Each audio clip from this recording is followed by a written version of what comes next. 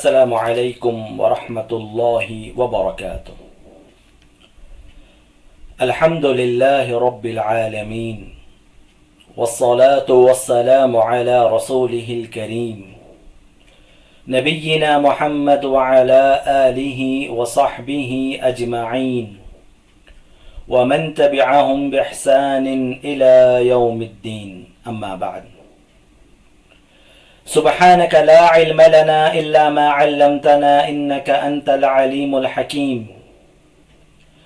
اللهم علمنا ما ينفعنا وانفعنا بما علمتنا وزدنا علما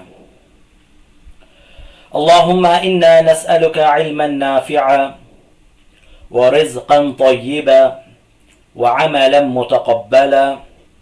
اللهم رحمتك نرجو فلا تكلنا إلى أنفسنا طرفة عين وأصلح لنا شأننا كله لا إله إلا أنت اللهم أرنا الحق حقا وارزقنا اتباعه وأرنا الباطل باطلا وارزقنا اجتنابه۔ محترم حاضرین و حاضرات، سامعین و سامعات،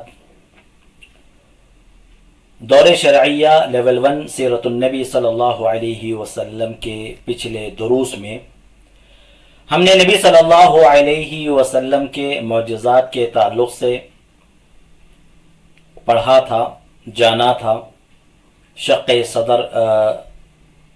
قمر کا جو واقعہ پیش آیا، چاند کے 2 ٹکڑے ہونے کا جو واقعہ پیش آیا، اسی طرح اسراء و معراج کا جو واقعہ پیش آیا۔ اسراء کسے کہتے ہیں، معراج کا سفر کیا ہے، معراج کے سفر میں نبی کرم صلی اللہ علیہ وسلم نے کن انبیاء علیہم السلام سے ملاقات کی، اللہ تعالیٰ نے معراج کے سفر پر نبی صلی اللہ علیہ وسلم کو کیا کچھ دکھایا اور کیا کچھ عطا فرمایا، اس کے تعلق سے ہم نے سابقہ درس میں پڑھا تھا۔ اور ہم نے یہ بھی جانا تھا کہ معراج کے اس سفر کا مقصد کیا تھا، اور وہ یہ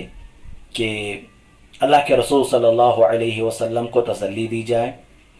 کہ اگر زمین والے آپ کی بات کو تسلیم نہیں کر رہے ہیں تو اس کا مطلب ہرگز یہ نہیں کہ آپ حق پر نہیں ہیں یا آپ برحق رسول نہیں ہیں۔ لہٰذا اللہ کے رسول صلی اللہ علیہ وسلم کی ملاقات انبیاء علیہم السلام سے کرائی گئی، جنہوں نے نبی صلی اللہ علیہ وسلم کی رسالت کا اعتراف کیا، آپ صلی اللہ علیہ وسلم کی نبوت کا اعتراف کیا، اور آپ صلی اللہ علیہ وسلم کو انہوں نے خوش آمدید کہا۔ اور جب اللہ کے رسول صلی اللہ علیہ وسلم معراج کے سفر سے واپس آئے اور مشرکین مکہ کو اس معجزے کے تعلق سے بتایا تو اکثر لوگوں نے اسے تسلیم نہیں کیا،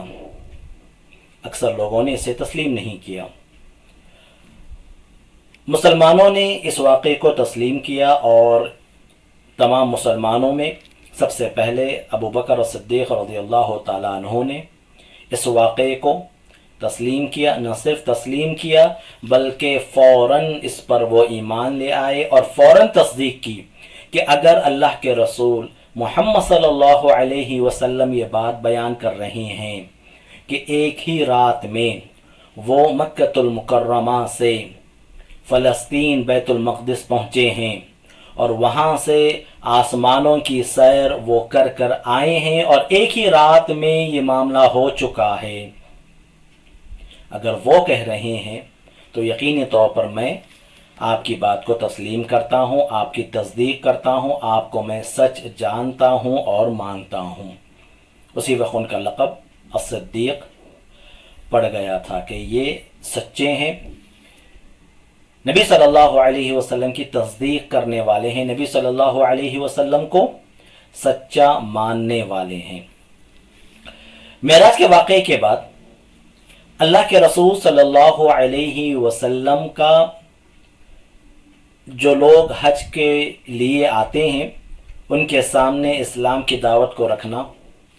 اور مدینہ کے کچھ لوگوں کا مکۃ المکرمہ آنا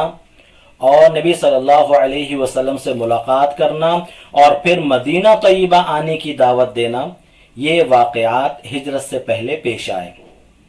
معراج اور نبی صلی اللہ علیہ وسلم کی ہجرت کے درمیان جو واقعات پیش آئے ان میں یہ ہے کہ اللہ کے رسول صلی اللہ علیہ وسلم حجاج کرام جو آیا کرتے تھے مکہ المکرمہ، ان کے سامنے اسلام کی دعوت رکھتے تھے کہ شاید ہو سکتا ہے مکہ والے اگر اس بات کو قبول نہ کریں تو جو لوگ مکہ المکرمہ پہنچ رہے ہیں، آ رہے ہیں، جو دوسرے شہروں کے ہیں، ہو سکتا ہے وہ میری اس بات کو قبول کر لیں، وہ میری اس بات کو تسلیم کر لیں، اسلام قبول کر لیں۔ اسی لیے اللہ کے رسول صلی اللہ علیہ وسلم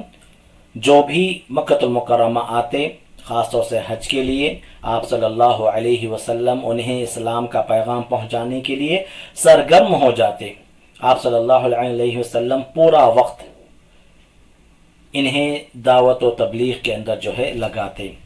اور الحمدللہ آپ صلی اللہ علیہ وسلم کی یہ کوشش رنگ لائی اس معنی میں کہ مدینہ طیبہ سے کچھ لوگ آئے تھے، مدینہ کا پہلا نام یثرب تھا، تو یثرب سے کچھ لوگ آئے تھے جنہوں نے نبی صلی اللہ علیہ وسلم کی بات سنی، انہیں سمجھ میں آئی، اور اس سے پہلے وہ نبی صلی اللہ علیہ وسلم کے تعلق سے کچھ سن رکھا تھا تو فوراً انہوں نے نبی صلی اللہ علیہ وسلم کے پیغام کو قبول کر لیا۔ دوسرے سال، ایک سال بعد جب وہ واپس آئے تو اب ان کے ساتھ اور بھی بہت سارے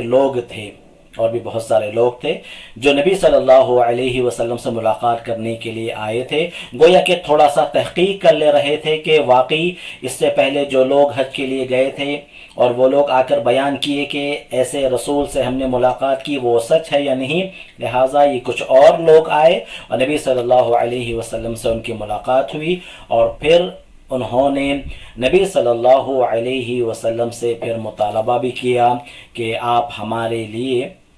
ایک معلم کو بھیج دیجئے، ایک ٹیچر کو بھیج دیجئے جو قرآن مجید ہمیں سکھائیں، اسلام کیا ہے وہ ہمیں بتائیں، اور مدینہ طیبہ کے اندر وہ اسلام کا پیغام پہنچائیں۔ اس کے لیے آپ اپنی جانب سے ایک ٹیچر کو بھیج دیجئے۔ نبی صلی اللہ علیہ وسلم نے حضرت مصعب بن عمیر رضی اللہ تعالیٰ عنہ کو ان کے ساتھ بھیجا تھا، جو گئے مدینہ طیبہ میں رہے، اور وہاں پر انہوں نے اسلام کا پیغام سارے لوگوں کو سنایا۔ جو لوگ اسلام قبول کر لیے تھے انہیں قرآن پڑھنا سکھایا، قرآن کا پیغام انہیں سمجھایا، اور ان کی کوششوں سے، ان کی دعوتوں سے بفضلہ تعالی اللہ رب العالمین کے فضل و کرم سے بہت سارے لوگ، بلکہ اکثر مدینہ کے لوگ اسلام قبول کر لیے۔ چلیے ہم پڑھتے ہیں قبائل اور افراد کو اسلام کی دعوت۔ جو لوگ حج کرنے کے لیے آتے تھے مکہ المکرمہ میں، مکہ شروع ہی سے دنیا کا سینٹر ہوا کرتا تھا۔ اسلام سے پہلے بھی مکہ المکرمہ کے اندر کعبۃ اللہ موجود تھا، اور اس کعبے کا طواف کرنے کے لیے، اس کا حج کرنے کے لیے لوگ آیا کرتے تھے۔ البتہ اپنی عبادتوں کے اندر وہ لوگ شرک کو بھی انجام دیا کرتے تھے۔ قبائل اور افراد کو اسلام کی دعوت۔ جب سے اللہ تعالیٰ نے رسول اللہ صلی اللہ علیہ وسلم کو کھلم کھلا دعوت و تبلیغ کا حکم دیا، آپ صلی اللہ علیہ وسلم کا طریقہ یہ تھا کہ حج کے موسم اور عرب کے بازاروں کے ایام میں آپ قبائل کے خیموں اور ٹھکانوں پر تشریف لے جاتے اور انہیں اسلام کی دعوت دیتے۔ داعی کو چاہیے، مسلمان کو چاہیے کہ ایسے موقعوں کی وہ تلاش میں رہے جب لوگ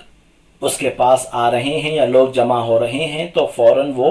دین کی کوئی بات وہاں پر ان کے سامنے پیش کر دے۔ آپ صلی اللہ علیہ وسلم کو اسی بات کا انتظار رہتا تھا۔ مکہ المکرمہ میں حج کے لیے لوگ آیا کرتے تھے، اور مکہ کے اندر مختلف بازار لگتے تھے۔ سوق عکاظ بہت ہی زیادہ مشہور تھا، یہ مکہ کا ایک بازار تھا، بہت بڑا بازار تھا۔ تو مکہ کے ان بازاروں کے اندر بھی اللہ کے رسول صلی اللہ علیہ وسلم اسلام کا پیغام لوگوں تک جو ہے پہنچایا کرتے تھے۔ تو ایک داعی کو، ایک مسلمان کو چاہیے جب بھی موقع مل رہا ہے اسلام کی کوئی بات پہنچانے کا، نبی صلی اللہ علیہ وسلم کی کسی حدیث کو پہنچانے کا، کوئی سنت بتانے کا، وہ فوراً جو ہے اس موقع کو غنیمت جانیں اور اسلام کا پیغام پہنچائیں، نبی کی سنت کو پہنچائیں، نبی صلی اللہ علیہ وسلم کی سیرت کو پہنچائیں۔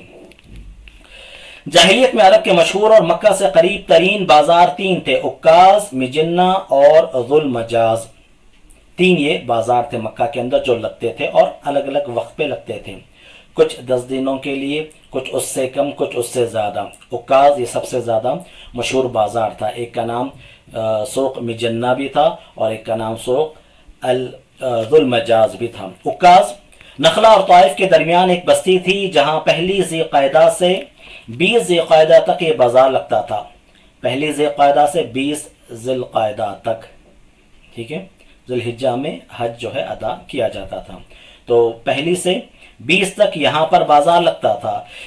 اس کے بعد لوگ مجنہ منتقل ہو جاتے، پھر ایک دوسرا بازار مجنہ لگتا تھا اور وہاں ذی قعدہ کے خاتمے تک بازار لگا رہتا، یعنی 21 سے 30 مہینہ ختم ہوئے تک وہاں پر مجنہ کے اندر جو ہے بازار لگا کرتا۔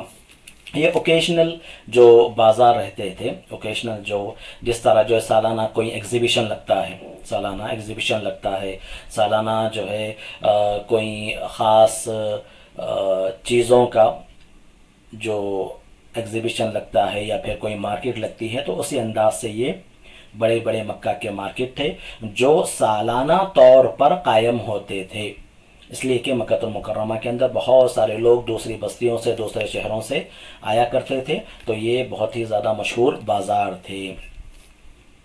اس کے بعد لوگ مجنہ منتقل ہو جاتے اور وہاں ذی قعدہ کے خاتمے تک بازار لگاتے تھے۔ مجنہ مکہ سے نیچے وادی مر الظہران میں ایک مقام کا نام ہے۔ ذو المجاز جبل عرفہ یعنی جبل رحمت کے پیچھے ہے، وہاں پہلی ذی الحجہ سے 8 ذی الحجہ تک بازار لگتا تھا۔ اس کے بعد لوگ مناسک حج کی ادائیگی کے لیے فارغ ہو جاتے۔ اب پہلی ذی الحجہ سے 8 ذی الحجہ تک بازار عرفے کے میدان کے اندر جو جبل رحمت ہے وہاں پر یہ بازار لگتا تھا، اور پہلی تاریخ سے 8 تاریخ تک یہ بازار لگتا تھا۔ پھر 8 تاریخ سے حج کے جو اعمال ہیں، مناسک ہیں، وہ شروع ہو جاتے تھے۔ 9ویں عرفہ کو 9ویں ذی الحجہ کو عرفے میں جو ہے وقوف ہے، اور اس کے بعد جو ہے ایک معنوں میں حج کے جو اعمال ہیں وہ شروع ہو جاتے ہیں۔ اور بیسیکلی جو اسلام کے اندر بھی، یعنی اسلام کے بعد بھی جو حج کے جو اعمال ہیں وہ 8 ذی الحجہ سے شروع ہوتے ہیں اور 13 ذی الحجہ تک وہ چلتے رہتے ہیں۔ جن قبائل کو رسول اللہ صلی اللہ علیہ وسلم نے اسلام کی دعوت دی اور اس مقصد کے لیے اپنے آپ کو ان پر پیش کیا، وہ آپ کو پناہ دیں اور آپ کی مدد کریں، وہ یہ ہیں: بنو عامر بن صعصع، محارب بن خصفہ، یہ کچھ نام ہیں کہ جن کو آپ صلی اللہ علیہ وسلم نے اسلام کی دعوت دی اور یہ بھی بات پیش کی کہ مکہ المکرمہ کے اندر اب زندگی گزارنا مشکل ہو جا رہا ہے، اگر ممکن ہو تو ان کی بستی نبی صلی اللہ علیہ وسلم وزٹ کریں گے اور وہاں پر نبی صلی اللہ علیہ وسلم اللہ تعالیٰ کی اس دعوت کا پیغام جو ہے آگے بڑھائیں گے۔ ان میں سے کسی نے بھی آپ کی دعوت اور پیشکش قبول نہ کی، لیکن ان کے جوابات اور انداز مختلف تھے۔ کسی نے بہترین جواب دیا، کسی نے آپ کے بعد اپنے لیے ریاست کی شرط لگائی، اور کسی نے کہا آپ کا خاندان اور قبیلہ آپ کو بہتر جانتا ہے کہ اس نے آپ کی پیروی نہیں کی۔ کسی نے برا جواب دیا، اور ان میں سب سے برا جواب مسیلمہ کذاب کے گروہ بنو حنیفہ کا تھا۔ تو مختلف قبائل نے مختلف جواب دیا۔ کسی نے اچھے انداز سے جو ہے آپ صلی اللہ علیہ وسلم کی بات سنی اور آپ صلی اللہ علیہ وسلم کو اچھا جواب دیا۔ کسی نے کہا کہ دیکھیے ٹھیک ہے، آپ جب آئیں گے تو ایک معنوں میں جو بھی حکومت رہے گی وہ آپ کی رہے گی، اور آپ کے بعد پھر ہماری گویا کہ جو ہے حکومت رہے گی۔ تو اس انداز سے لوگوں نے الگ الگ جو ہے نبی صلی اللہ علیہ وسلم کو جواب دیا۔ ایمان کی شعاعیں مکہ سے باہر۔ جس زمانے میں اسلامی دعوت مکہ کے اندر مشکل ترین مرحلے سے گزر رہی تھی، اللہ تعالیٰ نے مقدر رکھا کہ اسی زمانے میں مکہ سے باہر کچھ لوگ ایمان لائیں۔ یوں ان کی حیثیت امید کی چنگاری کی تھی جو مایوسی کی تاریکیوں میں چمکی۔ ان میں سے بعض کے نام یہ ہیں: سوید بن صامت، ایاس بن معاذ، ابو ذر غفاری، طفیل بن عمرو، الدوسی رضی اللہ تعالی عنہم اجمعین اور ضماد ازدی، یہ کچھ نام ہیں جو کہ مکہ کے نہیں ہیں، یہ لوگ مکہ کے نہیں ہیں جن کے نام ابھی لیے گئے ہیں، چاہے وہ ابو ذر غفاری ہو، ہاں ضماد ازدی ہو، طفیل عمرو الدوسی ہو، یہ لوگ مکہ کے نہیں ہیں، یہ باہر کے ہیں۔ اور انہوں نے مکہ جب وہ آئے، اسلام جب انہوں نے قبول کیا تو گئے پھر اپنی بستی، وہاں پر انہوں نے اسلام کی دعوت دی۔ گویا کہ مکہ کے مشکل ترین مرحلے کے اندر یہ ایک امید کی کرن تھی، یہ ایک امید کی کرن تھی کہ یقینی طور پر ہو سکتا ہے کہ مکہ سے جو لوگ باہر ہیں یا مکہ کے علاوہ جو لوگ رہتے ہیں وہاں پر جو ہے اسلام کی دعوت پھیلے گی۔ ان میں سے حضرت ابو ذر غفاری رضی اللہ تعالیٰ عنہ اور حضرت طفیل بن عمرو الدوسی رضی اللہ تعالیٰ عنہ کا واقعہ بہت ہی زیادہ مشہور ہے۔ ابو ذر غفاری رضی اللہ تعالیٰ عنہ نے پہلے اپنے بھائی کو بھیجا تھا کہ آپ جائیے اور دیکھیے مکہ کے اندر جو ہے ایک رسول کا نام لیا جا رہا ہے، آخر یہ بات کتنی درست ہے، کتنی صحیح ہے، یہ ذرا آپ دیکھیے۔ انہوں نے اپنے ایک بھائی کو پہلے بھیجا، ان کے بھائی آئے اور سارا ماجرا دیکھا، نبی صلی اللہ علیہ وسلم کیا پیغام دے رہے ہیں، کیا بتا رہے ہیں، یہ سب وہ جانے، اور پھر واپس ابو ذر غفاری رضی اللہ تعالیٰ عنہ کے پاس گئے اور پورا ماجرا انہیں سنایا۔ تو وہ خود نبی صلی اللہ علیہ وسلم کے ملاقات کرنے کے لیے پھر مکہ المکرمہ آئے اور نبی صلی اللہ علیہ وسلم سے ملے، تو آپ صلی اللہ علیہ وسلم کے ہاتھوں انہوں نے اسلام قبول کر لیا، اور سارے مکہ کے لوگوں کے سامنے انہوں نے اسلام کا اعلان کیا اور کہا اشہد ان لا الہ الا اللہ و اشہد ان محمد رسول اللہ، میں گواہی دیتا ہوں کہ اللہ کے سوا کوئی معبود برحق نہیں، ساری عبادتوں کا مستحق صرف اور صرف اللہ رب العالمین ہے، اور محمد صلی اللہ علیہ وسلم اللہ کے رسول ہیں، میں اس بات کی گواہی دیتا ہوں۔ جیسے انہوں نے یہ اعلان کیا لوگوں کے سامنے، سارے کے سارے لوگ جو قریش کے تھے وہ ان پر ٹوٹ پڑے اور انہیں جو ہے مارنے لگے، لیکن حضرت عباس جو ہے بیچ میں آ گئے اور انہیں بچا لیا، یہ کہہ کر کہ تمہارا جو گزر ہے وہ انہی کے بستیوں سے جو ہے ہوتا ہے، کہیں ایسا نہ ہو کہ اگر تم ان کے سردار کو مار دو، ان کے آدمی کو مار دو، تو پھر وہ تمہارا جینا مشکل کر دیں۔ اور یہ اعلان انہوں نے ایک سے زائد مرتبہ کیا، پہلے دن کیا، دوسرے دن کیا، اس طرح انہوں نے ایک سے زائد مرتبہ انہوں نے اعلان کیا۔ اس کے بعد حضرت ابو ذر غفاری رضی اللہ تعالیٰ عنہ اپنی قوم بنو غفار میں واپس گئے، اور جب نبی صلی اللہ علیہ وسلم نے ہجرت فرمائی تو وہ بھی مدینہ ہجرت کر آئے، ٹھیک ہے۔ تو واپس وہ جب مدینہ طیبہ کب آئے؟ جب نبی صلی اللہ علیہ وسلم ہجرت کر گئے، تو پھر واپس وہ نبی صلی اللہ علیہ وسلم سے ملاقات کی۔ اسی طرح طفیل بن عمرو الدوسی رضی اللہ تعالیٰ عنہ کا بھی واقعہ مشہور ہے۔ طفیل بن عمرو الدوسی رضی اللہ تعالیٰ عنہ جب مسلمان نہیں ہوئے تھے، مکہ المکرمہ پہنچے، اپنی قوم کے وہ سردار تھے، قبیلے دوس کے وہ سردار تھے، طائف کے پاس جو بستی جو ہے رہا کرتی تھی۔ تو انہیں جیسے ہی وہ آئے تو لوگوں نے انہیں آگاہ کر دیا اور کہا دیکھیے ہماری بستی کے اندر ایک ایسا شخص بھی ہے جو ایک معنوں میں اپنے آبائی دین کو چھوڑ چکا ہے، جس نے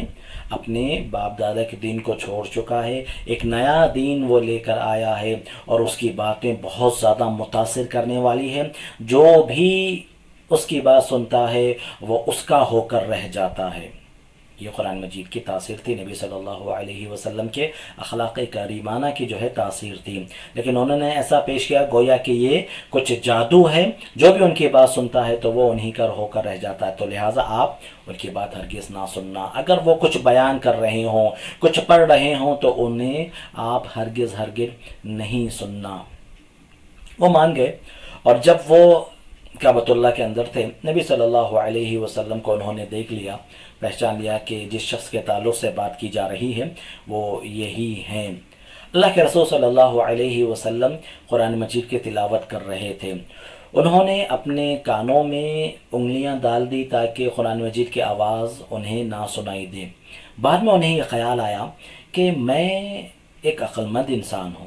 میرے پاس بھی عقل ہے، میں اس کلام کو سنوں گا، ان کی بات کو سنوں گا، اگر وہ صحیح دکھ رہی ہے تو پھر دیکھیں گے، لیکن اگر وہ صحیح نہیں ہے تو پھر تو ہم جو ہے ان کی بات کو قبول کرنے والے ویسے بھی نہیں تھے۔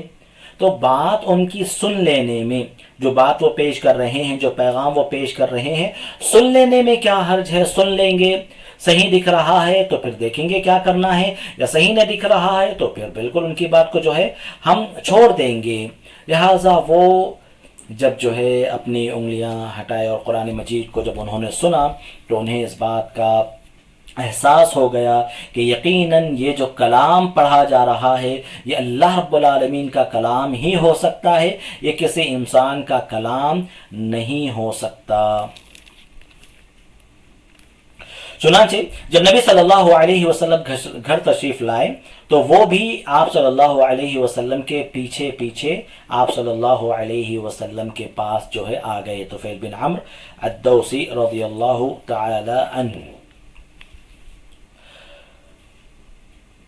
اور گھر کے اندر آ کر آپ صلی اللہ علیہ وسلم سے اپنا واقعہ بیان کیا اور یہ مطالبہ کیا کہ آپ ان پر اپنا دین پیش کریں۔ آپ صلی اللہ علیہ وسلم نے ان پر اسلام پیش کیا اور قرآن مجید کی تلاوت فرمائی۔ تو طفیل بن عمرو الدوسی رضی اللہ تعالیٰ عنہ نے اسلام قبول کر لیا اور حق کی شہادت دی اور عرض کیا، فرمایا، کہا میری قوم اور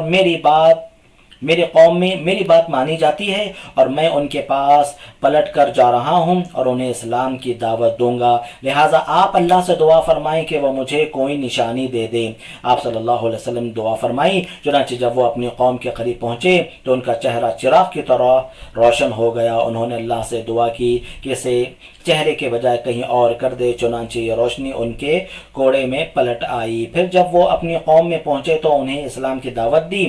والد اور بیوی نے تو اسلام قبول کر لیا مگر قوم نے تاخیر کی، اسلام قبول نہیں کیا۔ لیکن جب انہوں نے غزوہ حدیبیہ کے بعد مدینہ ہجرت کی تو ان کے ساتھ ان کی قوم کے 70-80 گھرانے تھے۔ روایتوں کے اندر آتا ہے کہ جب وہ اپنی قوم میں گئے اور اسلام کی دعوت دی، ان کے گھر والے کچھ اسلام قبول کیے، ان کی قوم نے اسلام کو قبول نہیں کیا۔ اب وہ بہت پریشان ہوئے، ایک سے زائد مرتبہ قوم کو بلائے، اسلام کی دعوت سنائے، اسلام کا پیغام سنایا، قوم نہیں مانی۔ اب انہیں غصہ آ گیا، بہت انہیں افسوس ہوا، غصہ آ گیا اپنی قوم پر، اور آئے نبی صلی اللہ علیہ وسلم کے پاس اور کہا کہ اللہ کے رسول صلی اللہ علیہ وسلم، قبیلے دوس کو میں نے اسلام کا پیغام سنایا، یہ اسلام کا پیغام ماننے کے لیے تیار نہیں، آپ ان پر بددعا کر دیجئے، آپ ان پر بددعا کر دیجئے کہ اللہ انہیں ہلاک کر دے، برباد کر دے۔ اللہ کا کلام انہیں سنایا جا رہا ہے لیکن یہ بات قبول کرنے کے لیے تیار نہیں۔ نبی صلی اللہ علیہ وسلم ہاتھ اٹھائے دعا کے لیے، لوگوں نے سمجھا شاید ہو سکتا ہے اب قبیلے دوس کے لیے بربادی کی دعا نبی صلی اللہ علیہ وسلم فرمانے والے ہیں۔ اللہ کے رسول صلی اللہ علیہ وسلم نے دعا کی اور کہا، اللہم اہدی دوسا وأت بہم، اے اللہ قبیلے دوس کو ہدایت دے دے اور انہیں میرے پاس لے آ۔ اے اللہ قبیلے دوس کو ہدایت دے دے اور انہیں میرے پاس لے آ۔ اور ایسا ہی ہوا، جب جو ہے یہ دوبارہ اپنی قوم کے پاس گئے تو الحمدللہ ان کی قوم نے اسلام کو قبول کیا، اللہ تعالیٰ نے انہیں ہدایت دے دی۔ اور پھر حدیبیہ کے موقع پر یہ لوگ قبیلے دوس کے بہت سارے لوگ اللہ کے رسول صلی اللہ علیہ وسلم سے ملاقات کرنے کے لیے باقاعدہ طور پر مدینہ طیبہ آئے، اور قبیلے دوس کے ہی ایک فرد حضرت ابو ہریرہ رضی اللہ تعالی عنہ ہیں، ان کا نام عبد الرحمن بن صخر الدوسی رضی اللہ تعالی عنہ ہے۔ تو اسی قبیلے کے ایک فرد حضرت ابو ہریرہ رضی اللہ تعالیٰ عنہ ہیں۔ دیکھیے نبی صلی اللہ علیہ وسلم چاہتے تو ان پر بددعا کرتے تھے، اللہ کے رسول صلی اللہ علیہ وسلم دائی بنا کر بھیجے گئے ہیں، خوشخبری سنانے والا بنا کر بھیجے گئے ہیں، ڈرانے والا بنا کر بھیجے گئے ہیں۔ لوگوں پر بددعا نبی صلی اللہ علیہ وسلم نہیں کیا کرتے تھے، امید ہمیشہ یہ لگائے رہتے کہ اگر یہ اسلام کی دعوت کو قبول نہیں کر رہے ہیں، اسلام کو قبول نہیں کر رہے ہیں، تو ہو سکتا ہے ان کی آنے والی نسل، ان کی آنے والی اولاد اسلام کی دعوت کو قبول کرے، اسلام قبول کرے۔ تو لہٰذا مسلمانوں کو بھی ہمیشہ مثبت سوچنا چاہیے، اللہ کی ذات سے ہمیشہ امید رکھنا چاہیے، اور کبھی یہ نہیں کہنا چاہیے کہ یہ لوگ اسلام قبول ہی نہیں کریں گے، ایسا جو ہے نہیں سوچنا چاہیے۔ حضرت عمر بن خطاب رضی اللہ تعالیٰ عنہ کے تعلق سے لوگ یہ کہتے تھے اور یہ سوچتے تھے، عمر اسلام قبول کرنا تو دور کی بات ہے، ان کا گدھا بھی جو ہے اسلام قبول نہیں کرے گا۔ اس انداز سے مطلب یہ ہے کہ حضرت عمر کبھی اسلام قبول ہی نہیں کریں گے، لیکن دیکھیے اللہ تعالیٰ نے ہدایت دی، حضرت عمر بن خطاب رضی اللہ تعالیٰ عنہ نے اسلام قبول کیا۔ تو کبھی لوگوں سے مایوس مت ہوئیے، چاہے وہ آپ کوئی سنت بتا رہے ہوں، کوئی حدیث سنا رہے ہوں، کوئی نیکی کے تعلق سے تعلیم دے رہے ہوں، اگر کوئی مان نہیں رہا ہے، تسلیم نہیں کر رہا ہے تو فوراً غصے میں مت آ جائیے، ان پر بد دعا مت کیجیے، بلکہ ان کے حق میں دعا کیجیے کہ اللہ ان کے دلوں کو میری اس بات سننے کے لیے کھول دے، ان کے دلوں کے اندر سنت کی محبت ڈال دے، حدیث کی عظمت ان کے دلوں میں ڈال دے، جس گناہ کے اندر وہ پڑے ہوئے ہیں اللہ اس گناہ کی نفرت کو ان کے دل میں ڈال دے اور اس گناہ سے انہیں بچا۔ دعا کرنا چاہیے، بولنا بتانا بھی چاہیے، اور دعا بھی جو ہے ان کے حق میں جو ہے کرنا چاہیے۔ اسی طرح ضماد ازدی، یہ یمن کے باشندے تھے اور ان کا واقعہ بھی بڑا مشہور ہے کہ کس طرح انہوں نے اسلام قبول کیا۔ یہ دراصل جو ہے جھاڑ پھونک کرنے والے تھے، اس سے پہلے بھی یعنی یہ رقیہ کرنا جھاڑ پھونک کرنا یہ پہلے بھی جو ہے چلا آتا تھا۔ تو یہ جھاڑ پھونک کیا کرتے تھے، لوگوں پر جو ہے دم کر کے پھونکا کرتے تھے۔ تو جب وہ مکہ المکرمہ آئے اور نبی صلی اللہ علیہ وسلم کے تعلق سے لوگوں نے بتایا کہ ایسا شخص ہے جو اپنے باپ دادا کے دین کو چھوڑ دیا ہے، اور جو ہے بات ایسی ہے کہ ان کے اندر جادو پایا جاتا ہے، وہ خود بھی جو ہے لوگوں کو متاثر کر دیتے ہیں، لوگ ان کی بات سننے لگ جاتے ہیں، اور ایسا لگتا ہے کہ یہ جو کلام وہ سن کے آتے ہیں وہ جنات سے لیتے ہیں، وہ شیاطین سے نعوذ باللہ وہ لیتے ہیں۔ جب انہیں یہ معلوم ہوا تو یہ سوچے کہ کیوں نہ میں اس آدمی کو فائدہ پہنچاؤں۔ نبی صلی اللہ علیہ وسلم کو وہ فائدہ پہنچانا چاہتے تھے، وہ سمجھ رہے تھے کہ نبی صلی اللہ علیہ وسلم کے ساتھ کچھ معاملہ الگ ہے، آپ کی طبیعت ٹھیک نہیں رہتی ہے، یا آپ پر کچھ جنات یا جادو کا شاید ہو سکتا ہے اثر ہو گیا ہے، اسی لیے آپ ایسی باتیں کر رہے ہیں۔ تو میں اس شخص سے ملوں گا اور ان پر میں رقیہ کروں گا، دم کروں گا، تاکہ یہ جو ہے ان کی یہ بیماری دور ہو جائے۔ تو آئے نبی صلی اللہ علیہ وسلم کے پاس اور آپ صلی اللہ علیہ وسلم کا علاج کرنا چاہا۔ تو اس کے بعد اللہ کے رسول صلی اللہ علیہ وسلم نے ان کے سامنے یہ جو خطبہ مسنونہ کے ابتدائی کلمات ہیں، آپ صلی اللہ علیہ وسلم نے ان کلمات کو پڑھا۔ ان الحمد لله نحمده ونستعينه من يهد الله فلا مضل له ومن يضلله فلا هادي له واشهد ان لا اله الا الله وحده لا شريك له واشهد ان محمدا عبده ورسوله۔ یہ کلمات اللہ کے رسول صلی اللہ علیہ وسلم نے ان کے سامنے پڑھ کر سنائے۔ وہ بہت متاثر ہوئے اور کہا کہ کیا بہترین کلام ہے، کیا بہترین کلمات ہے، بہت بہترین کلمات ہے۔ ایک کام کیجئے، آپ یہ مجھے دوبارہ سنائیے۔ 3 مرتبہ انہوں نے اس انداز سے نبی کرم صلی اللہ علیہ وسلم سے یہ کلمات سنے۔ دماغ نے یہ کلمات سنے تو اس قدر متاثر ہوئے کہ انہیں 3 بار دہرایا، پھر کہا میں کاہنوں، جادوگروں اور شاعروں کی بات سن چکا ہوں، لیکن میں نے آپ جیسے کلمات کہیں نہیں سنے۔ یہ تو سمندر کی گہرائی کو پہنچنے والے ہیں، لائیے ہاتھ بڑھائیے، آپ سے اسلام پر بیعت کروں۔ اور انہوں نے بیعت کی اور اسلام انہوں نے قبول کر لیا۔ تو اس طرح مکہ سے جو باہر لوگ رہا کرتے تھے ان میں سے بھی کچھ لوگ اسلام قبول کیے، تو اللہ کے رسول صلی اللہ علیہ وسلم کو اطمینان ہوا، آپ صلی اللہ علیہ وسلم کو تسلی ملی، اور یہ امید ملی کہ اگر مکہ المکرمہ والے، مکہ والے، قریش مکہ اگر یہ بات تسلیم نہیں کر رہے ہیں، اسلام کی بات قبول نہیں کر رہے ہیں، تو ہو سکتا ہے باہر والے اسلام کی دعوت کو قبول کر لیں۔ مدینہ میں اسلام، بیرون مکہ جن ابتدائی سعادت مندوں نے اسلام قبول کیا، ان میں سے اوپر بیان کیے گئے 5 افراد کے بعد 6 کا تعلق مدینہ کے قبیلے خجرت سے ہے۔ ان کے نام یہ ہیں: اسد بن زرارہ، عوف بن حارث بن رفاعہ، رافع بن مالک، قطبہ بن عامر، عقبہ بن عامر، جابر بن عبداللہ۔ یہ لوگ سن 11 نبوت کے 11ویں سال، نبی صلی اللہ علیہ وسلم نے 13ویں سال ہجرت کی، 13 نبوت کے بعد 13 سال گزارنے کے بعد مکہ المکرمہ سے نبی صلی اللہ علیہ وسلم مدینہ تشریف لے گئے۔ تو یہ نبوت کے 11ویں سال کا معاملہ ہے، یعنی ابھی اور 2 سال مکہ المکرمہ میں نبی صلی اللہ علیہ وسلم تھے۔ یہ لوگ سن 11 نبوت میں حج کے لیے آنے والوں کے ہمراہ آئے۔ ادھر اہل یثرب جب کبھی یہود کو جنگ وغیرہ میں رزق پہنچاتے تو ان سے سنا کرتے تھے ایک نبی اس وقت بھیجا جانے والا ہے، اس کی بعثت کا زمانہ آنے لگا ہے، ہم اس کی معیت میں اس کے ساتھ مل کر ہم تمہیں عاد اور ارم کی طرح قتل کر ڈالیں گے۔ چنانچہ یہ لوگ مینا کی گھاٹی میں رات کے وقت باتیں کر رہے تھے، وہاں سے رسول اللہ صلی اللہ علیہ وسلم کا گزر ہوا، آپ نے آواز سنی تو ان کا رخ کیا اور ان کے پاس پہنچ کر فرمایا آپ کون لوگ ہیں؟ یہ مدینہ کے لوگ تھے، یہ لوگ مینا کے اندر موجود تھے۔ نبی صلی اللہ علیہ وسلم ان کے پاس گئے اور پوچھا آپ لوگ کون ہیں؟ یہ لوگ آخری نبی کے تعلق سے پہلے ہی یہود سے سن چکے تھے۔ مدینہ کے اندر اور مدینہ کے قریب میں یہود رہا کرتے تھے، یہودیوں کے 3 بڑے قبیلے وہاں پر رہا کرتے تھے۔ تو جب کبھی جو ہے ان کی لڑائی یہود سے ہوتی تو وہ یہودی جو ہے انہیں للکارتے اور انہیں وارن کرتے، خبردار کرتے اور کہتے دیکھو آخری نبی آنے والا ہے، ہم ان کے ساتھ مل کر تم لوگوں کو قتل کریں گے۔ مطلب یہ ہے کہ آخری نبی جب آ جائیں گے تو ہمیں طاقت ملے گی، ہمیں قوت ملے گی اور ہم ان کے ساتھ مل کر تم سے جو ہے لڑائی کریں گے۔ تو ایک نبی کے بارے میں اور آخری نبی کے بارے میں یہ لوگ یہودیوں سے سن چکے تھے۔ نبی صلی اللہ علیہ وسلم نے دیکھا بیٹھے ہوئے ہیں تو پوچھا آپ لوگ کون ہیں؟ انہوں نے کہا خزرج کا ایک گروہ ہیں۔ آپ نے فرمایا یعنی یہود کے حلیف؟ بولے ہاں، یعنی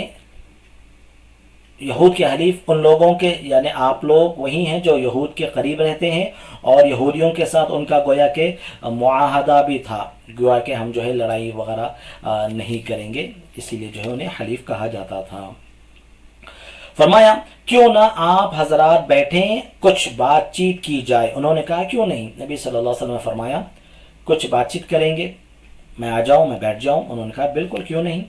چنانچہ وہ آپ کے ہمراہ بیٹھ گئے، آپ صلی اللہ علیہ وسلم کے ساتھ بیٹھ گئے، آپ نے ان پر اسلام کی حقیقت واضح کی، قرآن مجید کی تلاوت فرمائی اور اللہ عز و جل کی طرف دعوت دی۔ اس پر انہوں نے ایک دوسرے سے کہا دیکھو یہ تو وہی نبی معلوم ہوتے ہیں جن کے حوالے سے یہود تمہیں دھمکیاں دیا کرتے ہیں، لہذا وہ تم پر سبقت نہ کر پائیں۔ چنانچہ انہوں نے فوراً ہی اسلام قبول کر لیا اور کہا ہم اپنی قوم کو اس حالت میں چھوڑ کر آئے ہیں کہ کسی اور قوم میں اس جیسی عداوت اور دشمنی نہیں، بس اگر اللہ تعالیٰ آپ پر ان کو اکٹھا کر دے تو آپ سے بڑھ کر کوئی اور معزز نہ ہوگا۔ اور انہوں نے وعدہ کیا کہ اس دین کی دعوت دیں گے اور آئندہ حج میں آپ سے پھر ملاقات کریں گے۔ جب ان لوگوں نے یہ بات سنی،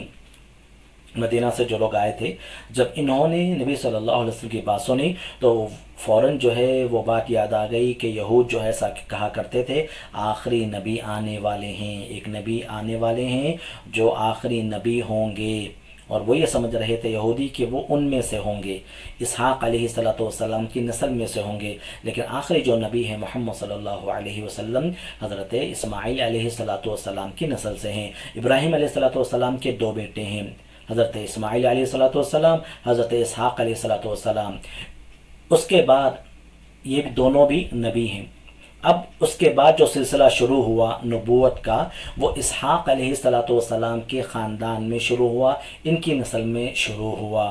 حضرت یعقوب علیہ السلام حضرت اسحاق علیہ السلام کے بیٹے ہیں اور وہ نبی ہیں۔ حضرت یوسف علیہ السلام یہ حضرت یعقوب علیہ السلام کے بیٹے، حضرت اسحاق علیہ السلام کے پوتے، حضرت ابراہیم علیہ السلام کے پر پوتے ہیں اور یہ بھی نبی تھے۔ تو اس طرح اس کے بعد جو بھی نبی آئے بنو اسرائیل کے اندر جتنے بھی انبیاء آئے ہیں، چاہے وہ موسیٰ علیہ السلام ہو، عیسیٰ علیہ السلام ہو، وہ حضرت اسحاق علیہ السلام کے خاندان سے تھے، حضرت اسحاق علیہ السلام کی نسل سے تھے۔ تو لہٰذا یہودی یہ سمجھ رہے تھے کہ ایک آخری نبی ابھی آنے والے ہیں اور یہ بھی بنو اسرائیل میں سے ہی ہوں گے، یہودیوں میں سے ہی گویا کہ ہوں گے، حضرت اسحاق علیہ السلام کی نسل میں سے ہی ہوں گے۔ لیکن اللہ تعالیٰ نے آخری نبی محمد صلی اللہ علیہ وسلم کو حضرت اسماعیل علیہ السلام کے خاندان میں مبعوث فرمایا۔ حضرت اسماعیل علیہ السلام کے خاندان میں آخری نبی کو اللہ رب العالمین نے پیدا فرمایا۔ تو یہ جو مدینہ والے تھے پہلے سے ہی یہ باتیں سن رکھے تھے، تو یہودی یہ سمجھ رہے تھے کہ آخری نبی ان کے خاندان میں سے ہوگا، لیکن جب ان لوگوں نے سنا کہ آپ نبی ہیں اور جو ہے اللہ کا پیغام سنا رہے ہیں، قرآن مجید کی تلاوت آپ صلی اللہ علیہ وسلم کے سامنے فرمائی، تو فوراً انہوں نے اسلام قبول کر لیا اور یہ کہہ کر قبول کیا اگر یہودیوں کو معلوم ہوگا تو وہ پہلے اسلام قبول کر لیں گے، ان سے پہلے ہمیں اسلام قبول کر لینا چاہیے۔ اور پھر یہ بھی کہا دیکھیے ہماری قوم کے اندر بہت زیادہ دشمنی پائی جاتی ہے، بہت زیادہ دشمنی پائی جاتی ہے، اگر ہماری قوم کو آپ ایک جٹ کر سکیں، ان کے اندر آپ اتحاد پیدا کر سکیں، اتفاق پیدا کر سکیں، محبت ان کے درمیان پیدا کر سکیں، تو یقینی طور پر آپ سب سے زیادہ معزز شخص مانے جائیں گے۔ ہم جو ہے گویا کہ آپ کو اپنا سردار بنا لیں گے اگر یہ کام آپ کر دیتے ہیں۔ اوس اور خزرج مدینہ کے یہ دو گروہ تھے، اوس اور خزرج، اور اس کے علاوہ یہودی رہا کرتے تھے۔ اوس اور خزرج کے درمیان بہت زیادہ جنگیں چلا کرتی تھیں، لڑائیاں ہوا کرتی تھیں، کبھی ان کے درمیان صلح، صفائی، محبت، پیار نہیں رہا کرتا تھا۔ تو لہٰذا انہوں نے نبی صلی اللہ علیہ وسلم سے کہا اگر یہ دونوں ایک ہو جائیں، اوس اور خزرج، تو یقینی طور پر اگر ان دونوں کو ایک کر دیں گے آپ تو سبحان اللہ یہ بہت بڑا کارنامہ جو ہے مانا جائے گا اور آپ ہمارے سب سے معزز شخص رہیں گے۔ اور الحمدللہ اللہ تعالیٰ کے فضل و کرم سے اللہ تعالیٰ نے ان دونوں قبیلوں کو اسلام کی ہدایت دی، اور پھر اس کے بعد یہ دونوں قبیلے اس قدر جو ہے ان کے اندر محبت پائی جاتی تھی، اس قدر جو ہے بھائی چارہ پایا جاتا تھا، پھر اس کے بعد کبھی ان کے درمیان کوئی لڑائی نہیں ہوئی۔ سالوں سے جو جنگیں چل رہی تھیں، لڑائیاں چل رہی تھیں، وہ ساری کی ساری نبی صلی اللہ علیہ وسلم کے سبب اللہ کے فضل کے بعد اسلام کے پیغام کو سن کر یہ ساری کی ساری لڑائیاں ختم ہو گئیں۔ اسی کے تعلق سے اللہ تعالیٰ نے یاد دلایا تھا اور کہا تھا کہ اذ کنتم اعداء فالف بین قلوبکم، یاد کرو اس وقت کو جب تم دشمن تھے۔ اوس اور خزرج کے تعلق سے بتایا جا رہا ہے مدینے والے ایک دوسرے کے دشمن تھے، اللہ تعالیٰ نے تمہارے دلوں کو جوڑ دیا، تمہارے دلوں کو ملا دیا، دلوں کو ملانے والا اللہ رب العالمین ہے۔ تو انہوں نے کہا کہ دیکھیے بات ایسی ہے کہ اگر جو ہے آپ یہ کام کر دیں گے تو ہمارے بہت معزز شخص رہیں گے اور ہم جو ہے آپ کی بات کو جو ہے تسلیم کر لیں گے۔ آئندہ سال یعنی 12ویں سال، نبوت کے 12ویں سال ہم پھر سے آئیں گے اور ہمارے ساتھ اور لوگوں کو بھی لے کر آئیں گے، اور اس کے بعد وہ لوگ بھی آپ کے ہاتھ پر بیعت کریں گے، اسلام قبول کریں گے۔ اسے پہلی بیعت عقبہ کہا جاتا ہے۔ پہلی بیعت عقبہ 2 مرتبہ مدینے والے آئے نبی صلی اللہ علیہ وسلم کے پاس اور انہوں نے آپ صلی اللہ علیہ وسلم کے ہاتھ پر بیعت کی۔ 2 مرتبہ یہ واقعہ پیش آیا۔ اس سے پہلے کیا ہوا تھا؟ اس سے پہلے نبی صلی اللہ علیہ وسلم خود ان کے پاس گئے تھے، اسلام کی دعوت دی تھی اور وہ قبول کر لیے اسلام، ٹھیک ہے۔ اس کے بعد وہ کچھ لوگوں کو لے کر آئے، یہ لوگ بھی اسلام کی دعوت کو قبول کیے، اور اس کے بعد مزید لوگ بھی آئے جو نبی صلی اللہ علیہ وسلم کے ہاتھوں اسلام کے پیغام کو انہوں نے قبول کیا، اسلام میں وہ داخل ہو گئے۔ تو یہ 2 واقعات ہیں، اس سے پہلی بیعت عقبہ اور دوسری بیعت عقبہ کہا جاتا ہے۔ مدینے والوں کی پہلی بیعت اور دوسری بیعت۔ پہلی بیعت عقبہ، وعدے کے مطابق اگلے سال سن 12 نبوت کے موسم حج میں 12 آدمی حاضر ہوئے، 10 خزرج سے اور 2 اوس سے۔ خزرج کے 10 آدمیوں میں سے جابر بن عبداللہ بن ریاب کو چھوڑ کر باقی 5 تو وہی تھے جو پہلے سال آ چکے تھے، اور نئے 5 یہ تھے: معاذ بن حارث، ذکوان بن عبد القیس، عبادہ بن صامت، یزید بن ثعلبہ، عباس بن عبادہ، اور قبیلہ اوس کے 2 آدمی تھے: ابو الہیثم اور عبیم بن ساعدہ۔ یہ لوگ مینا کی گھاٹی میں رسول اللہ صلی اللہ علیہ وسلم کے ساتھ جمع ہوئے۔ آپ نے انہیں اسلام سکھایا اور فرمایا آؤ مجھ سے اس بات پر بیعت کرو کہ اللہ کے ساتھ کسی چیز کو شریک نہ کرو گے، چوری نہ کرو گے، زنا نہ کرو گے، اپنی اولاد کو قتل نہ کرو گے، اپنے ہاتھ پاؤں کے درمیان سے گھڑ کر کوئی بہتان نہ लाओगे और किसी भली बात में मेरी नाफरमानी ना करोगे। जिस शख्स ने ये सारी बातें पूरी की तो उसका अज्र अल्लाह पर है, और जो शख्स इनमें से किसी चीज़ का इर्तिकाब कर बैठा, यानी कोई गुनाह उससे सरजद हो गया, फिर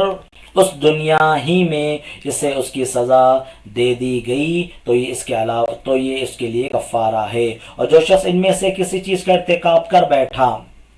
यानी गुनाह कर बैठा, जो बातें बताई जा रही हैं कि अल्लाह के साथ शिरक नहीं करना चाहिए, अपने औलाद को महंगाई के डर से, खाने पीने के डर से अपनी औलाद को जो है कत्ल नहीं करना चाहिए, पड़ोसियों को तकलीफ़ नहीं देना चाहिए, तो जो बातें बताई जा रही हैं उनका अगर कोई इर्तिकाब कर ले, गुनाह कर ले और उसकी सज़ा दुनिया में मिल गई तो फिर उसका मामला ख़त्म हो गया। लेकिन अगर ऐसा नहीं है और जो शख्स इनमें से किसी चीज़ का इर्तिकाब कर बैठा, फिर अल्लाह ने उस पर पर्दा डाल दिया, तो उसका मामला अल्लाह के हवाले है, चाहे तो सज़ा दे और चाहे तो माफ़ कर दे। इस पर उन लोगों ने आप सल्लल्लाहु अलैहि वसल्लम पर या आप सल्लल्लाहु अलैहि वसल्लम से बैअत की। दो चीज़ें, अगर कोई इंसान गुनाह कर रहा है और वो मोमिन है, मुसलमान है, मोमिन है, मुवहिद है, तौहीद परस्त है, शिरक करने वाला नहीं है, तो उसका मामला ये हो सकता है कि दुनिया के अंदर अल्लाह ताला उसे सज़ा दे सकता है, तो गोया कि वो सज़ा उसके लिए उस गुनाह का कफ़ारा बन जाएगी। अगर अल्लाह ताला ने दुनिया के अंदर उसे उस गुनाह की सज़ा नहीं दी तो फिर मामला आखिरत में रह जाएगा। अब आखिरत में अल्लाह ताला चाहेगा तो उस बंदे को मुआफ़ भी फरमा दे सकता है, और अगर अल्लाह चाहे तो उसे उस गुनाह की सज़ा दे सकता है। और चूँकि वो मुसलमान है, मुवाहिद है, तौहीद परस्त है, आखिरकार उसे जन्नत में दाखिल कर दिया जाएगा। इस पर सारे लोगों ने बैअत की, यसरिब में इस्लाम की दावत। इसके बाद जब ये लोग वापस हुए तो आपने इनके साथ हज़रत मुसअब बिन उमैर रज़ियल्लाहु तआला अन्हु को रवाना फरमाया। इस्लाम के सबसे पहले दाई और मुबल्लिग कौन है? मुसअब बिन उमैर रज़ियल्लाहु तआला अन्हु, मदीना की तरफ। मुसअब बिन उमैर रज़ियल्लाहु तआला अन्हु सबसे पहले दाई और मुबल्लिग हैं जिन्हें अल्लाह के रसूल सल्लल्लाहु अलैहि वसल्लम ने मदीने वालों के लिए रवाना फरमाया था।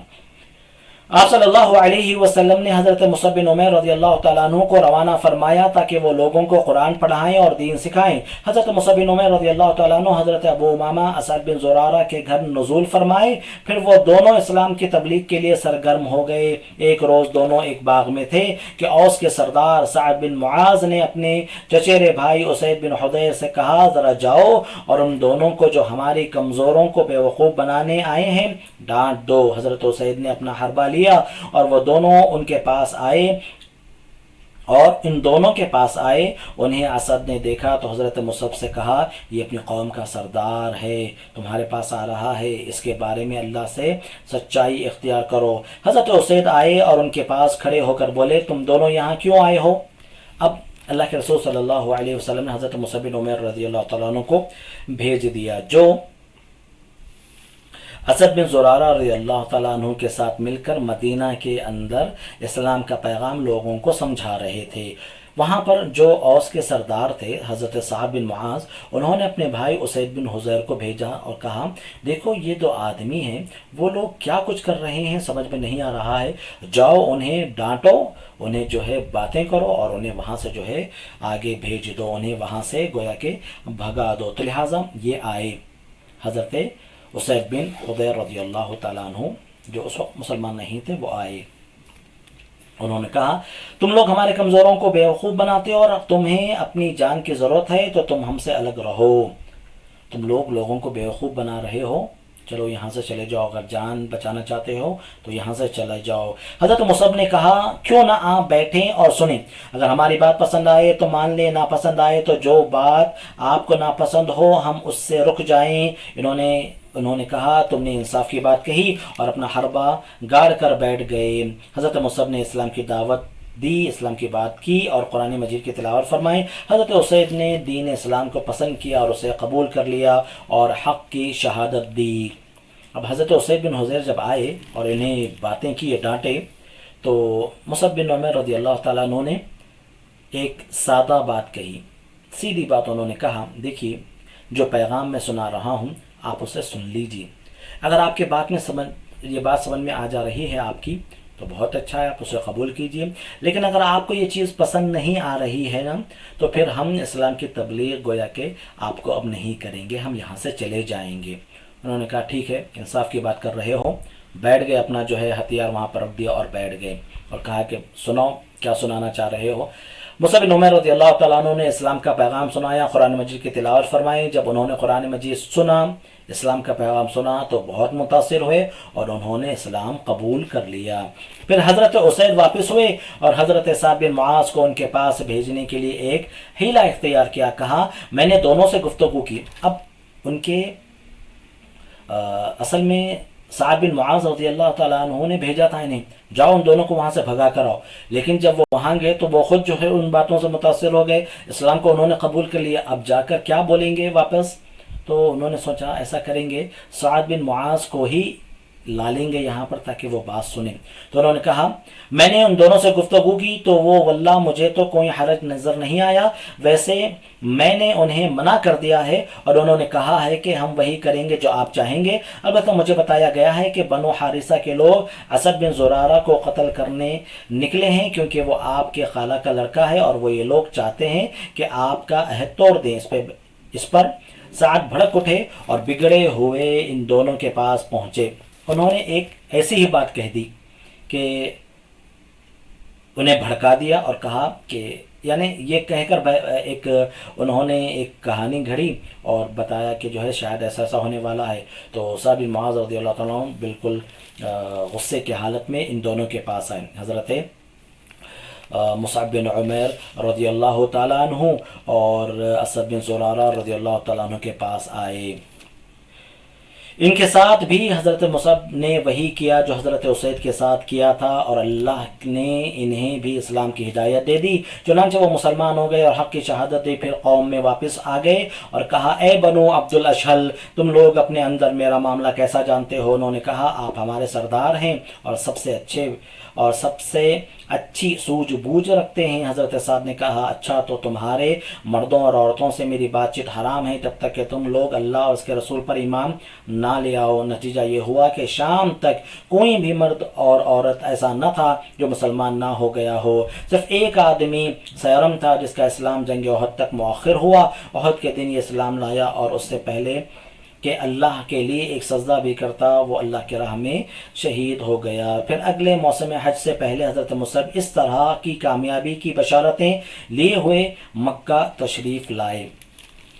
اب جب یہ حضرت سعد بن معاذ آئے، مصعب بن عمیر نے ان سے وہی کہا دیکھیے میری بات سنیے، پسند آئی تو ٹھیک ہے، نہیں تو آپ جس سے منع کر رہے ہیں نا ہم وہ کام نہیں کریں گے، ہم وہ کام چھوڑ دیں گے۔ انہوں نے کہا ٹھیک ہے سناؤ۔ تو جب انہیں اسلام کا پیغام سنایا گیا، قرآن مجید کی تلاوت ان پر کی گئی، وہ بھی اسلام میں داخل ہو گئے اور چونکہ وہ سردار تھے سیدھا گئے اور کہا کہ لوگوں میں تم میں سے کسی سے بات نہیں کروں گا جب تک کہ وہ اللہ اور اس کے رسول پر ایمان نہ لے آئیں۔ میں تمہارا سردار ہوں کہ نہیں؟ تم مجھے سمجھدار سمجھتے ہو کہ نہیں؟ لوگوں نے کہا بالکل آپ ہمارے سردار ہیں، آپ بالکل سمجھدار آدمی ہیں۔ تو اس کے بعد انہوں نے کہا ٹھیک ہے جب تک تم اسلام قبول نہیں کرو گے میں گویا کہ تم سے بات نہیں کروں گا۔ سارا کا سارا قبیلہ شام ہوتے ہوتے اسلام کے گہوارے میں داخل ہو جاتا ہے، سارے لوگ سبحان اللہ اسلام میں داخل ہو جاتے ہیں۔ تو مدینہ کے اندر ہر گھر میں جو اسلام پہنچا نبی صلی اللہ علیہ وسلم کی تبلیغ کے بعد تو حضرت مصعب بن عمیر رضی اللہ تعالیٰ عنہ کی اس دعوت سے پہنچا۔ اب مصعب بن عمیر رضی اللہ تعالیٰ عنہ ان تمام لوگوں کو لے کر نبی صلی اللہ علیہ وسلم کے پاس آئے حج کے موقع پر۔ دوسرے موقعوں پر کیوں نہیں آ رہے تھے؟ اس لیے نہیں آ رہے تھے کہ دوسرے موقعوں پر آئیں گے تو لوگ جو ہے سارے جو قریش مکہ ہے جو نبی صلی اللہ علیہ وسلم کے دشمن بنے ہوئے ہیں وہ لوگ بھی الرٹ ہو جائیں گے اور نبی صلی اللہ علیہ وسلم کو تو تکلیف دے رہے ہیں، ان لوگوں کو بھی جو ہے پریشان کرنا شروع کر دیں گے۔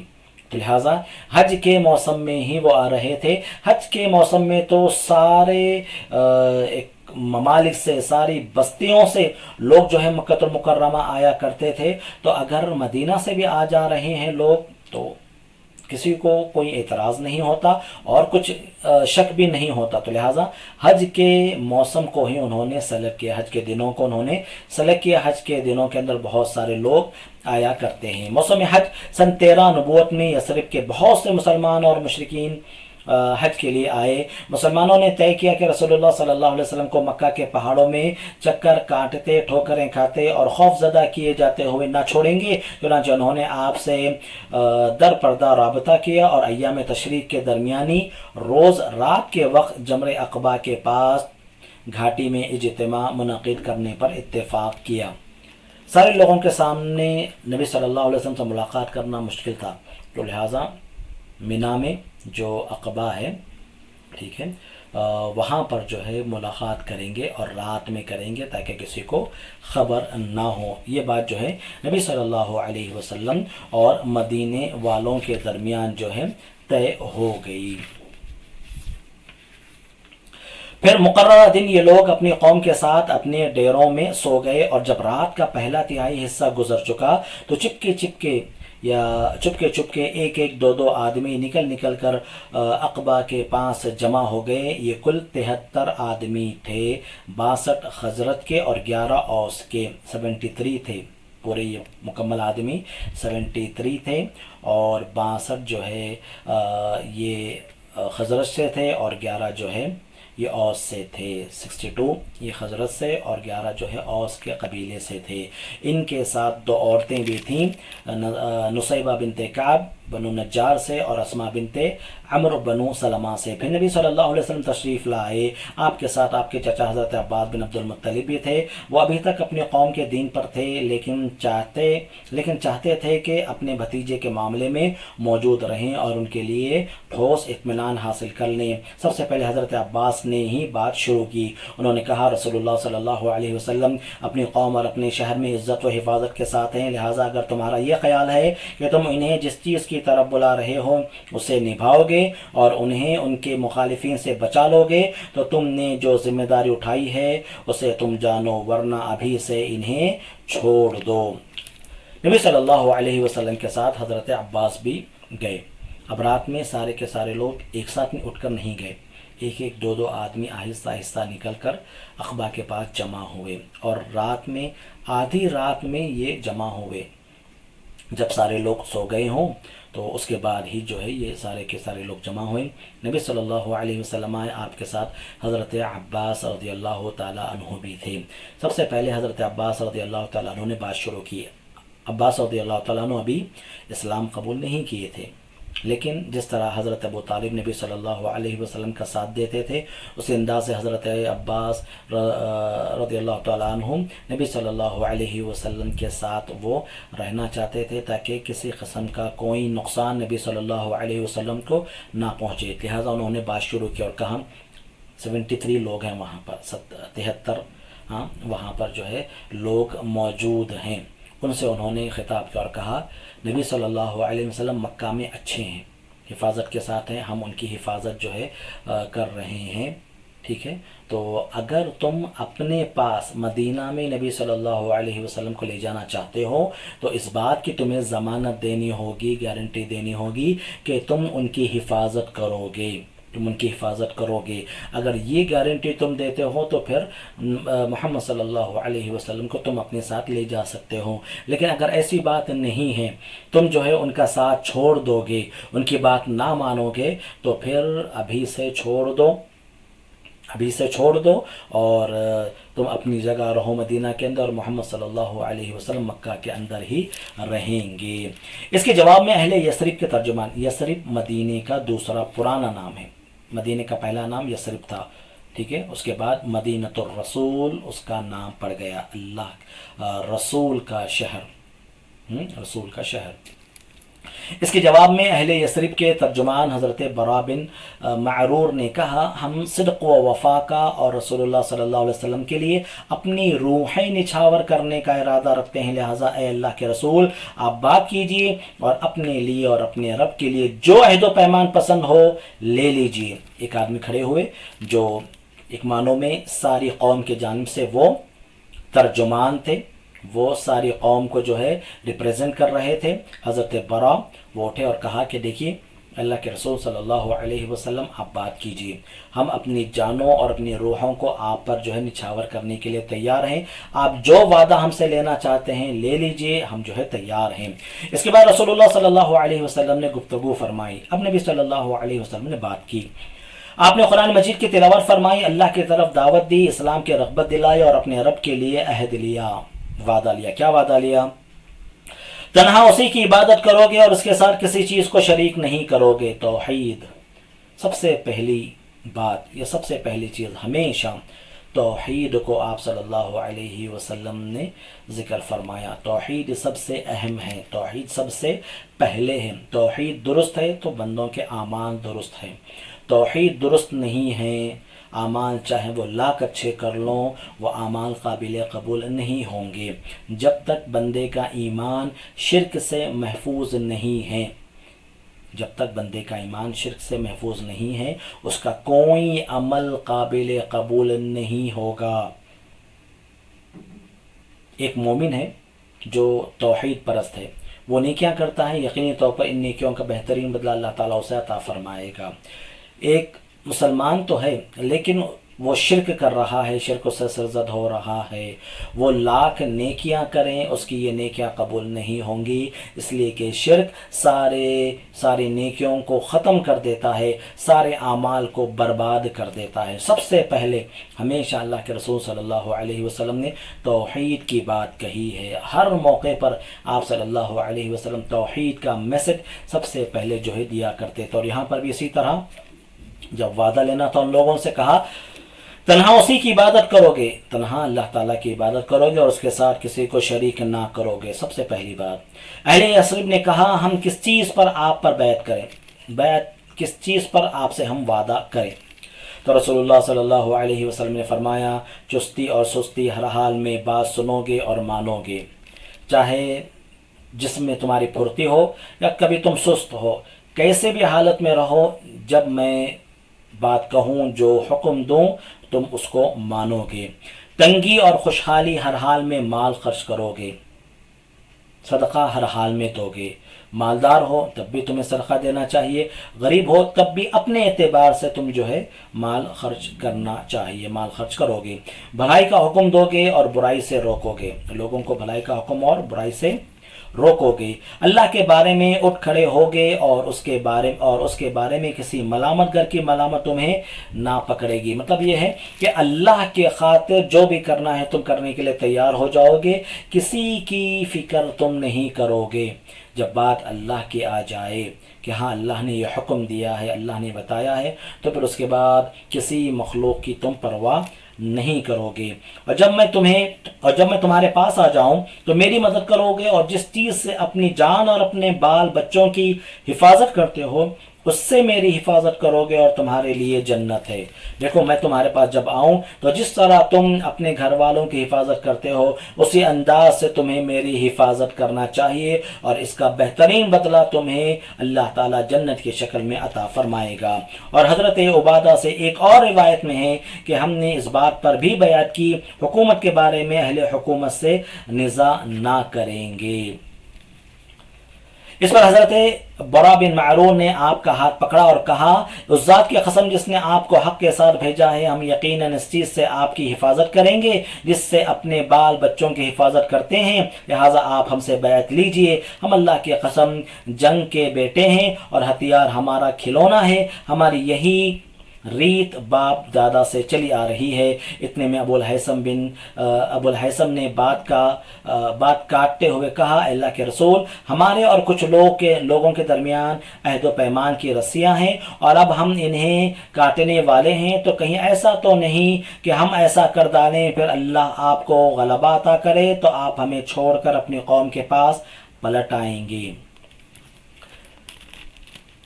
حضرت برا نے تو کہا اللہ کے رسول صلی اللہ علیہ وسلم آپ نے جو بات کہی وہ برحق ہے، جیسا ہم اپنے بیوی بچوں کی حفاظت کرتے ہیں آپ کی ہم حفاظت ویسے ہی انداز میں کریں گے۔ اتنے میں حضرت ابو الحیثم اٹھے اور کہا اللہ کے رسول یہ بات تو ٹھیک ہے، البتہ ہم جو ہے جب آپ کا ساتھ دے رہے ہیں اور آپ کے لیے ساری دنیا سے ہم دشمنی مول لے رہے ہیں، قریش مکہ سے دشمنی مول لے رہے ہیں، اور پھر جب ہم جائیں گے تو یہودیوں سے دشمنی ہم مول لے رہے ہیں، تو کہیں ایسا نہ ہو بعد میں آپ کو جب اللہ تعالیٰ غلبہ دے دے تو کہیں ایسا نہ ہو کہ آپ جو ہے ہمیں چھوڑ کر واپس اپنی قوم میں چلے جائیں گے، پھر واپس آپ مکہ چلے جائیں گے۔ آپ صلی اللہ علیہ وسلم نے تبسم فرمایا، آپ صلی اللہ علیہ وسلم مسکرائے اور فرمایا کہ نہیں، بلکہ خون خون ہے اور بربادی بربادی ہے، میں آپ لوگوں سے ہوں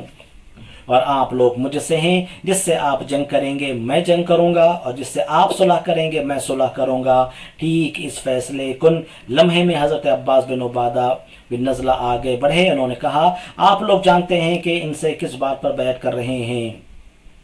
اس کے بعد پھر مزید ایک صحابی اٹھے اور پھر جو ہے مزید لوگوں کے ذہنوں کو صاف کر دیا اور کہا دیکھو تم جس بات پر بیعت کر رہے ہو سوچ سمجھ کر بیعت کرو، اور ایک مرتبہ فیصلہ کر دینے کے بعد تم پیچھے نہیں ہٹ سکتے۔ لوگوں نے کہا ہم انہیں مال کی تباہی اور اشراف کے قتل کے خطرے کے ساتھ لیتے ہیں، اللہ کے رسول بتلائیے اس کے بدلے میں ہمارے لیے کیا ہے؟ سارے لوگوں نے کہا جی ہاں ہم جان رہے ہیں۔ نبی صلی اللہ علیہ وسلم کو اپنے لیے تسلیم کرنے کا مطلب یہ ہے تمام لوگوں کے ساتھ جنگ چھیڑ دینا، قریش مکہ بھی جنگ کریں گے، یہودی بھی وہاں پر جنگ کریں گے، تو ہم یہ جانتے ہیں اور ہم اس بات سے جو ہے مطمئن ہیں، ہم اللہ کے رسول صلی اللہ علیہ وسلم کو اپنے پاس لے آئیں گے۔ چنانچہ نبی صلی اللہ علیہ وسلم نے پوچھا اگر ہم ایسا کر دیں گے ہمارے لیے کیا ہے؟ نبی صلی اللہ علیہ وسلم نے جواب دیا تمہارے لیے جنت ہے۔ لوگوں نے اپنا ہاتھ پھیلایا، آپ صلی اللہ علیہ وسلم پر پھر بیعت کرنا جو ہے شروع ہو گیا۔ سارے لوگ لپک کر نبی صلی اللہ علیہ وسلم پر آپ صلی اللہ علیہ وسلم کے ہاتھ پر بیعت کرنے لگے۔ اس کے بعد کی کچھ تفصیلات ہے اور پھر مسلمانوں کی ہجرت کے تعلق سے کچھ واقعات ہیں جو ہم انشاءاللہ تعالیٰ اپنی آئندہ کلاس میں پڑھیں گے۔ آج جو ہم نے پڑھا ہے وہ یہ ہے اللہ کے رسول صلی اللہ علیہ وسلم کی دعوت، اسلام کی دعوت مکہ سے باہر بھی جا پہنچی۔ مکہ کے جو لوگ نہیں تھے، ابو ذر غفاری رضی اللہ تعالیٰ عنہ، ضمار ازدی رضی اللہ تعالیٰ عنہ، طفیل بن عمرو الدوسی رضی اللہ تعالیٰ عنہ، یہ لوگ مکہ کے نہیں تھے، لیکن الحمدللہ جب وہ مکہ آئے تو نبی صلی اللہ علیہ وسلم سے ملاقات ہوئی، نبی صلی اللہ علیہ وسلم پر انہوں نے بیعت کی، اسلام کو انہوں نے جو ہے قبول فرما لیا۔ تو اسلام کا پیغام مکہ کے باہر جو ہے پہنچنے لگا، اور پھر ایسا کرنا یہ ہوا، اللہ کا کرنا ایسا ہوا کہ مدینے سے کچھ لوگ بھی آئے ہوئے تھے، اور وہ لوگ بھی نبی صلی اللہ علیہ وسلم کی جب بات سنی تو وہ اسلام قبول کر لیے۔ جب بعد میں مدینہ گئے تو پھر اور لوگوں کو وہ لے کر آئے نبی صلی اللہ علیہ وسلم کے پاس، اور آپ صلی اللہ علیہ وسلم کے ہاتھ پر انہوں نے بیعت بھی کی، اسلام بھی انہوں نے قبول کیا، اور کہا کسی شخص کو بھیج دیجئے جو اسلام کی دعوت کو، اسلام کے پیغام کو ہمیں جو ہے سمجھائے، ہمیں جو ہے سکھائے۔ مصعب بن عمیر رضی اللہ تعالیٰ عنہ کو نبی صلی اللہ علیہ وسلم نے ان کے ساتھ جو ہے بھیج دیا، جو گئے مدینہ طیبہ کے اندر، اور وہاں پر انہوں نے لوگوں کو اسلام کی طرف بلایا، اور الحمدللہ اللہ کے فضل و کرم سے اسلام سارے مدینہ کے اندر پھیل گیا۔ کوئی آدمی ایسا نہ تھا اوس اور خزرج کا جو اسلام قبول نہ کیا ہو، پورے کے پورے مسلمان ہو گئے۔ اور اب بعد میں ایک وفد آیا 73 آدمیوں کا نبی صلی اللہ علیہ وسلم کے پاس 13 نبوت کو، نبی صلی اللہ علیہ وسلم نبی بن کر 13واں سال جو ہے چل رہا تھا، وہ آئے اور آپ صلی اللہ علیہ وسلم سے بیعت کرے، گویا کہ نبی صلی اللہ علیہ وسلم کو مدینہ طیبہ آنے کی وہ دعوت دے رہے تھے۔ تو اس کے تعلق سے معاملہ بالکل کلیئر کر دیا گیا، بتا دیا گیا کہ نبی صلی اللہ علیہ وسلم کو تسلیم کرنا، لینا، اور نبی صلی اللہ علیہ وسلم کو مدینہ طیبہ لانا یہ ہوگا اگر آپ ایسا کریں گے تو قریش مکہ خلاف ہو جائیں گے، یہودی خلاف ہو جائیں گے، تو کیا ان ساری چیزوں کو آپ برداشت کر سکیں گے؟ ان لوگوں نے کہا بالکل ہم ساری چیزوں کو یہ یعنی ٹیکل کرنے کے لیے جو ہے ہم تیار ہے، سارے چیلنجز جو ہے ہمیں قبول ہے۔ اس کے بدلے میں نبی صلی اللہ علیہ وسلم کی حفاظت کے لیے، نبی صلی اللہ علیہ وسلم کی دعوت کو اور آگے بڑھانے کے لیے ہمیں کیا ملے گا؟ فرمایا گیا کہ تم لوگوں کے لیے جنت ہے۔ سارے کے سارے لوگ لب کے نبی صلی اللہ علیہ وسلم کے ہاتھ پر بیعت کی اور اسلام کو انہوں نے قبول کیا، اور پھر نبی صلی اللہ علیہ وسلم کو اپنی طرف مدینہ آنے کی انہوں نے جو ہے دعوت دی۔ آگے کے حالت انشاءاللہ آئندہ کلاس میں ہم پڑھیں گے۔ اللہ تعالیٰ سے دعا ہے کہ اللہ رب العالمین سیرت نبی صلی اللہ علیہ وسلم